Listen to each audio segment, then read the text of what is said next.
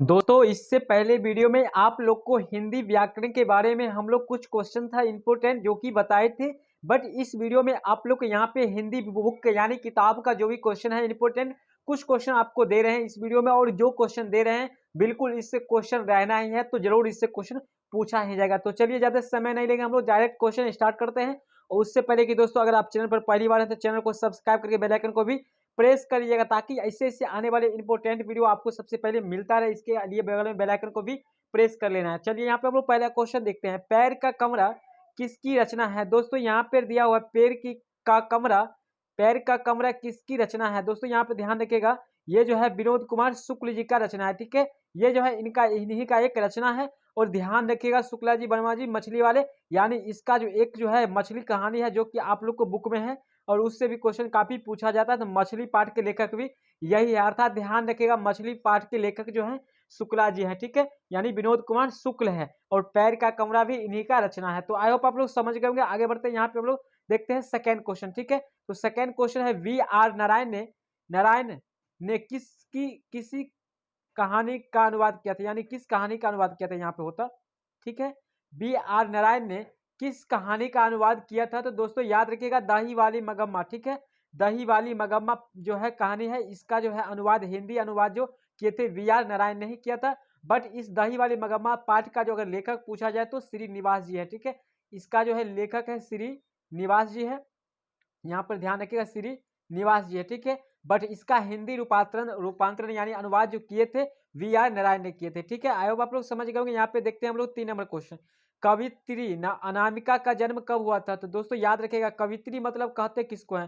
तो जो कविता लिखती है उसको कवित्री कहते हैं। ठीक है, लड़की रहती है कवित्री, नहीं तो लड़का रहता है तो उसको कवि कहते हैं। ठीक है, यहाँ पे कवित्री अनामिका का जन्म कब हुआ था? तो यहाँ पे ध्यान रखिएगा 1961 ईस्वी में हुआ था। राइट आंसर यहाँ पर जो है आपका ऑप्शन नंबर यहाँ पर ए हो जाएगा। ठीक है, ध्यान रखिएगा अनामिका जी का जो है अक्षर ज्ञान जो आप लोग क्लास 10th में यहाँ पे पढ़ते होंगे, अक्षर ज्ञान इन्हीं का जो है मतलब कविता है। ठीक है, अक्षर ज्ञान कविता के लेखक भी अनामिका जी ही है और इनका जन्म जो हुआ 1961 ईस्वी में हुआ था। आई होप आप लोग समझ गए होंगे। आगे बढ़ते हैं यहाँ पे 4 नंबर क्वेश्चन। ठीक है, 4 नंबर क्वेश्चन है घनानंद की भाषा क्या है? दोस्तों याद रखिएगा घनानंद की भाषा जो था क्या है, यहाँ पर इसकी वर्ज भाषा है। ठीक है, वर्ज भाषा। राइट आंसर यहाँ पर बी हो जाएगा। और इसका जो है कविता क्या है? तो अति सुधो सनेको मार्ग। ठीक है, अति सुधो सने का मार्ग इसका जो है लिखा हुआ कविता है। ठीक है, और ये जो है इसका जो है भाषा है वर्ज भाषा है। ठीक है, चलिए आगे बढ़ते हैं, यहाँ पे 5 नंबर क्वेश्चन देख लेते हैं। किसके अनुसार सेनों ने सिद्धांतों को भी बदल दिया था?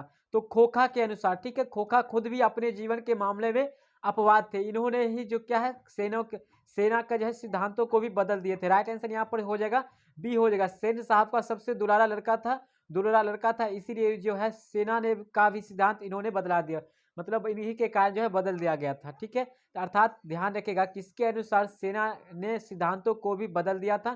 तो खोखा के अनुसार। चलिए समझ गए होंगे। 6 नंबर क्वेश्चन है दारिस नामक सोने के सिक्कों से भरा घड़ा किसे मिला था? दोस्तों किसे मिला था?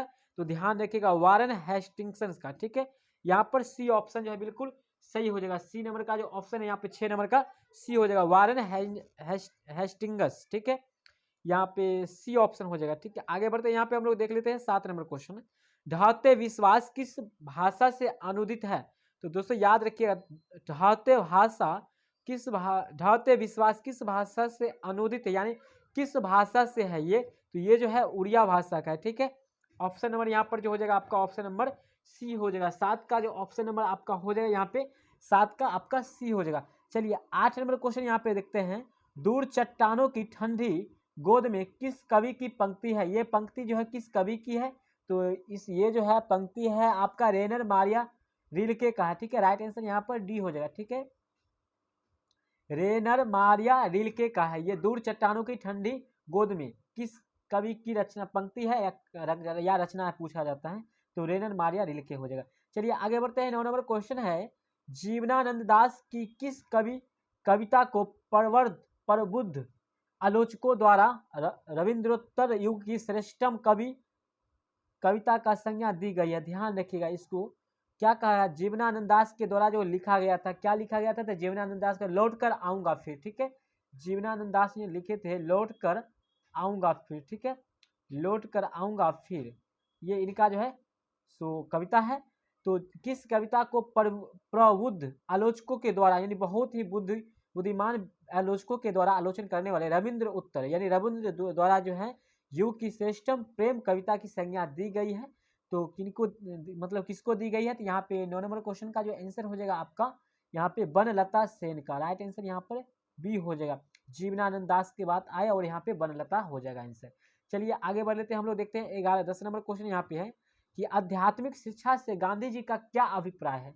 यानी आध्यात्मिक शिक्षा से गांधी जी की क्या अभिप्राय है? तो ध्यान रखेगा कि हृदय की शिक्षा, ठीक है, हृदय यानी दिल से पढ़ाई, यहाँ पे हो जाएगा ऑप्शन डी हो जाएगा।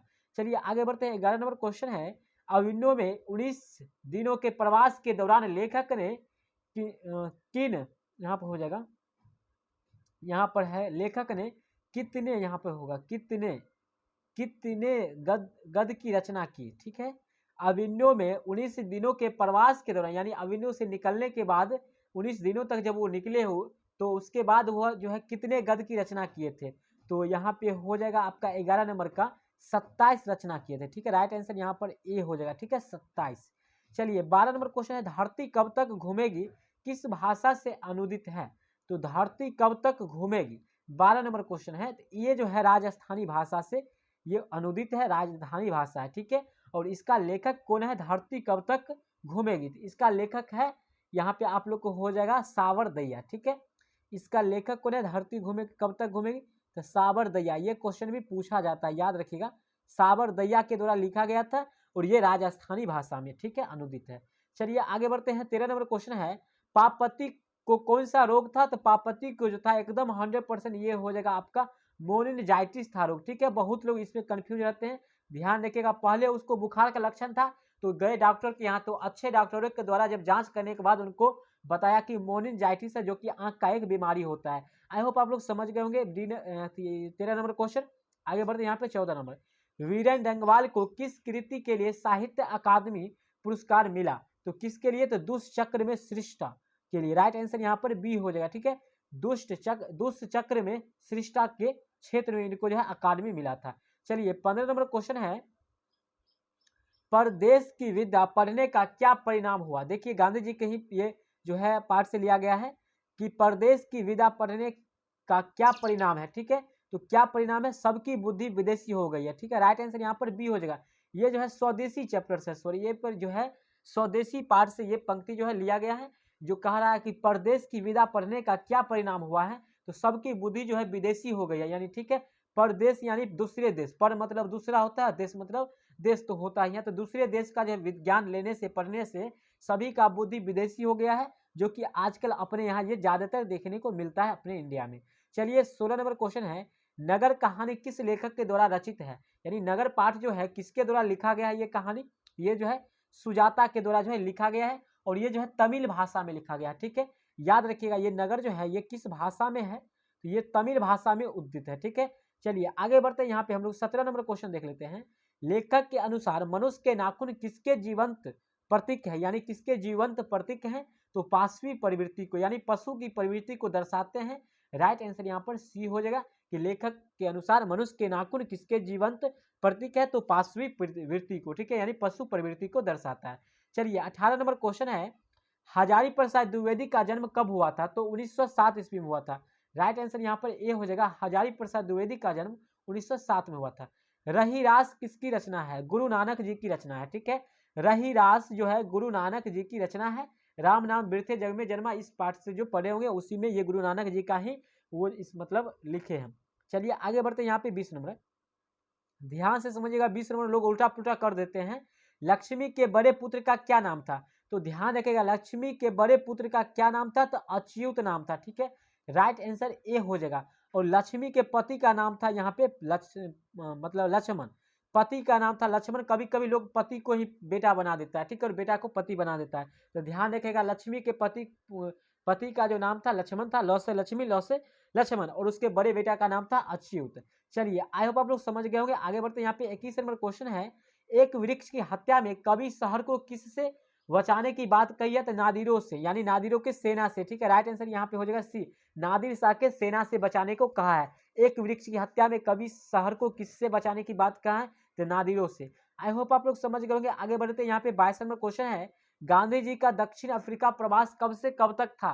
तो 1893 से 1914 तक था। ठीक है, यहाँ पर ए ऑप्शन जो है बिल्कुल सही हो जाएगा। चलिए आगे बढ़ते हैं, 23 नंबर क्वेश्चन है, जब पंडित बिरजू महाराज को संगीत नाटक अकादमी अवार्ड मिला तब उनकी उम्र क्या थी? तो लगभग तब उनकी उम्र जो थी मतलब था सो यहाँ पे लगभग था 27 वर्ष था। ठीक है, 27, राइट आंसर ए हो जाएगा। ध्यान रखिएगा, पंडित बिरजू महाराज के द्वारा मतलब इसका कहानी क्या है, लिखा गया कहानी, तो पंडित बिरजू महाराज के द्वारा लिखा गया था कि महाराज जी कैसा आशीर्वाद देते हैं, जीते रहो जीते रहो, अर्थात जीत जीत में निरखत हूँ। पाठ का जो लेखक है पंडित बिरजू महाराज हैं, पंडित बिरजू महाराज, महाराज जी आशीर्वाद देते हैं जीते रहो जीते रहो। आई होप आप लोग इस ट्रिक पर याद रखिएगा, इस सब जो है पूछा जाता है।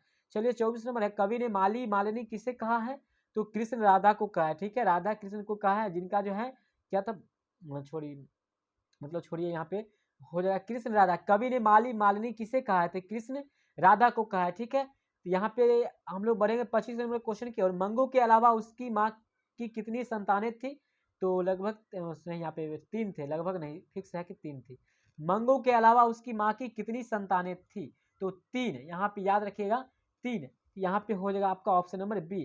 तो दोस्तों ये वीडियो आपको कैसा लगा? वीडियो पसंद आएगा तो लाइक कर दीजिएगा, दोस्तों के साथ शेयर भी कर दीजिएगा। तो मिलते हैं अगले वीडियो में, तब तक के लिए धन्यवाद।